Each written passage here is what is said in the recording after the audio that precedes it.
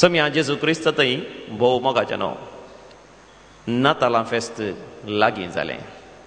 नातालां फेस्त म्हणटा आसतना आमकां जायत्यो संगती उडास येतात. नातालां फेस्त म्हणटस आमी आमचें घर तयार करूंक आसा. आमच्या गेटी लागीं आशिल्लें सगळें तण आनी सगळें कातरूंक आसा. घरांची वाट साफ करूंक आसा. पयशे आसल्यार गेटी गेल्लो पेंट काडूंक आसा, रंग दिवंक आसा. घराचो रंग पोरणो जालो तर पयशे आसा तर नवो रंग करूंक आसा. मात न्ही भितर सगळी निताळाय करूंक आसा. नातालां फेस्ताक नवी वस्तूरां हाडल्यार बरी. मात न्ही कुसवार तयार करीचय, नेवरे करीचय, किडयो करीचय, कुकीसां करीचय. आनी पयशे आसल्यार भायर तावन केकी हाडीचय, भायर तावन इल्लो कुसवार हाडीचय. बरो दाबासो करीचय. भुरग्यांक नवीन वस्तूरां अपुरबायेचीं वस्तूरां हाडीचय. गर्दनाचो गोठोय केल्यार बारी बरो. जायती तयाराय नवे वस्तूय घेवयेत पयशे आसल्यार. ते मात न्ही दुसरी तयाराय करूंक आसा. साध्य जाल्यार एक रेतेर करण्याचय, एक बरें गुमसार जायचय. नातालां फेस्ताक विविध रितीची तयाराय जायचय. पयलें नातालां फेस्त मोगाचें घडलें सांत जोसेफ बापाच्या आनी मोरये मायेच्या जिवितांत. आनी हाका ताणी विशेश तयाराय केली. कसली तयाराय ताणी केली? एका वर्सा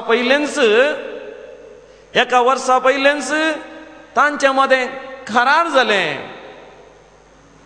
करार म्हणजे आतांची एक मुदी म्हणटात, मुदयेचें कार्य. एकामेकाक भास दिली. पूण जुजे आनी मोरी सांगाता जियोंक मागीर एक वर्स आसलें. जू देवांच्या दुस्तुरे प्रमाणे, तांच्या रिवाजी प्रमाणे करार जाल्या उपरांत एका वर्सा उपरांत मात्र दादल्यान आनी स्त्रियेन सांगाता येवचें. आजकाल 3 म्हयने सयत राखोवंक कस जातात बिस्पागडचे. विशेष परवानगी हाडटात बेगीन जायचे म्हणून. आनी थोडी म्हणटात बिस्पान कित्याक राखोवचे 3 म्हयने म्हणून विचारतलीं आसात. पाद्रापान कित्याक राखोवचें? बेगीन जायनागी काजार करूंक. मोरी माय आनी जुजे बाप एका वर्साची तयारायेक ती लागतात. एका वर्सा उपरांत तांणी सांगाता जियोंक आसा. कायद्या सरी ती एक जाल्यांत, पूण सांगाता जियोनात आनी कुडीन ती एक जावनात. आनी तितल्या भितर मोरये मायेक आंज बडवो घाबरियेल दिश्टी पडटा आनी बरी कबार दिता. आनी मोरी माय त्या बऱ्या कबरेक होय म्हणटा. She says yes to the invitation of God. आनी ती गर्भस्थीण जाता. आनी ही खबर सांत जोसेफ बापाक कळटा. मोरी माय गर्भस्थीण म्हूण कळिल्ल्यानच केदे वरतें दूख, केदे वरती खंत, केदे वरती बेजाराय आनी केदे वरते काळजाचे धडधडे जुजेक. कित्याक अशें जालें घाय? अशें तो चिंतून आसलो. लज जातली आतां दोनी कुटुंबांक. जर तर आपणान त्या स्त्रियेक सोडलें तर आतां कितें करचें म्हणटा आसतनाच स्वप्नांत आंज बडवो गाब्रिएल दिश्टी पडलो जुजे बापाक. आनी देवाची मांडावळ भोव आपुरबायेन ताणें ती विवरसिली. आनी आमी पळयता न्हिदेंतलो उठतस जुजे देवाच्या उतरांक स्वप्नांत तें ताका मेळ्ळें तरी तांणी होय म्हणें. He said yes.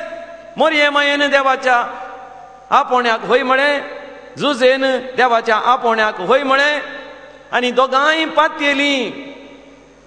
जे कितें देवान भासयलां तें खंडीत जावन जारी जातलें म्हणून. Praise the Lord. Hallelujah.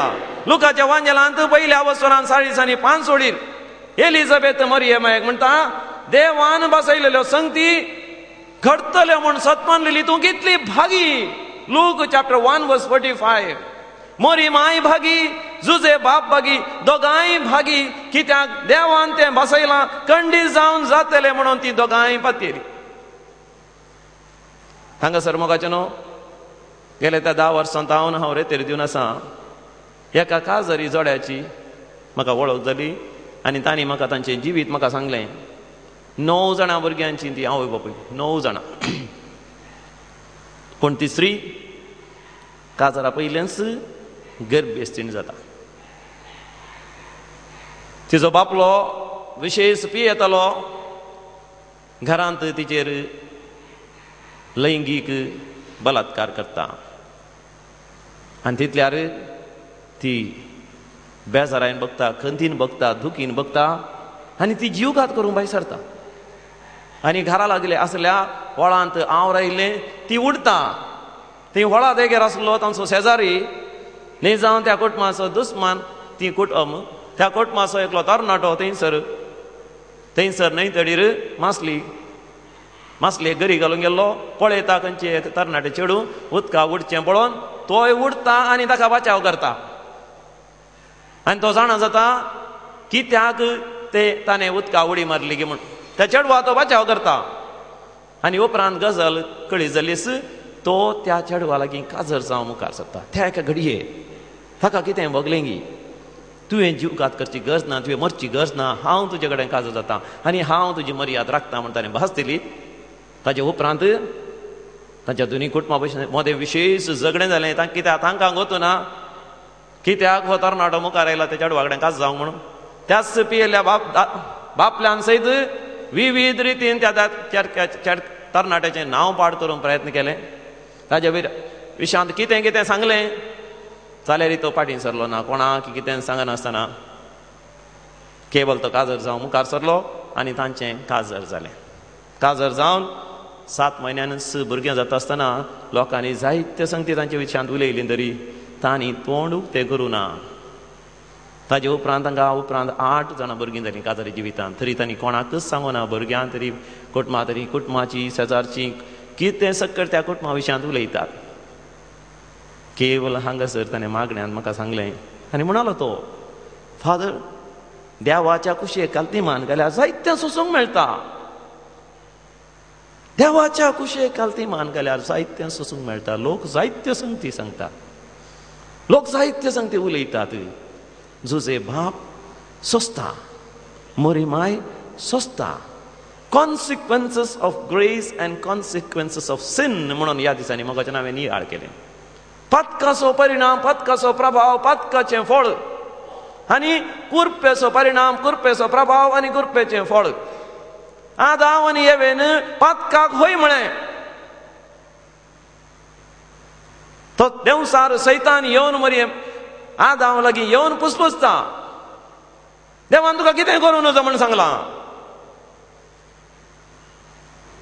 Awake तरी वगो रावंक जालें ना. देवान म्हळां सक्कट रुखाचें फळ खावी, त्या एका बऱ्या आनी वायटा रुखाचें फळ मात हांवें खावं नजो. तें केल्यार हांव मरतलीं. तक्षण देवसार सैतान तिच्या मतींत एक नवें चिंतप घालता. ना तूं मरचें नाय, ना तुमी मरचे नात, तुमचे दोळे उगडतले, तुमी देवा सारकी जातल्यात. आनी आदाम फसली. आदाम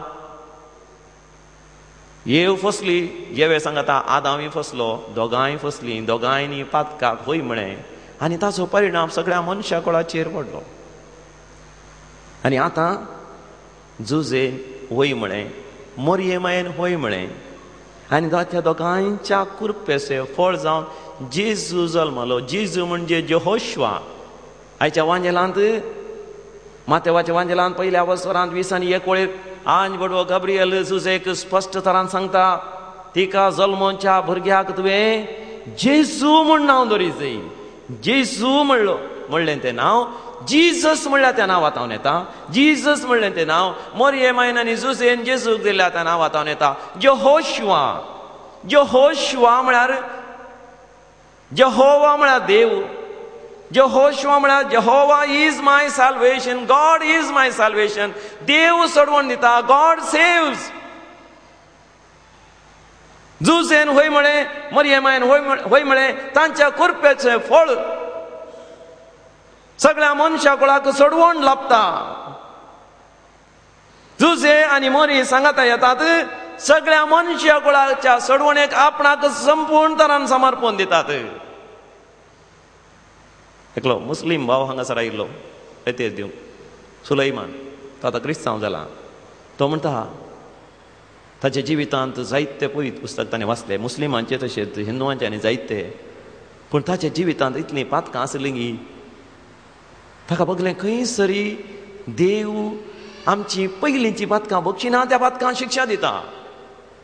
देवा लागीं आयल्यार त्या घडयेंत हांव देव रोखता पूण पयलींच्या बातकां तो शिक्षा दिता. पूण तो म्हणटा पवित्र पुस्तक वाचलस जेजूची ताका वळख जाली.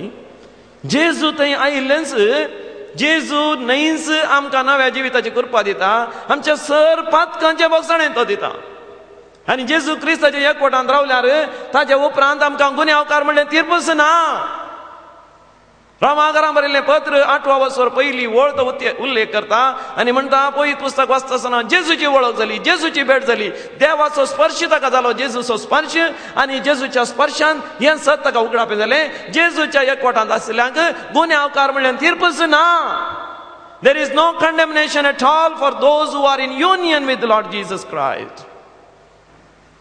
ह्याच दिसांनी हांगासर एकली बहीण आयली, पावलीन क्रास्ता म्हणून. काल संजेर हांगासर आयिल्ली. ती आयली हांगासर देवाक अर्गां आनी होगलाप दिवंक. एक फावटी हांव बंबयतावन गांवां येता आसतना म्हाका वाटेर ती मेळ्ळी. ती बंबयतावन एका साणें गांवाक बैसरलेली.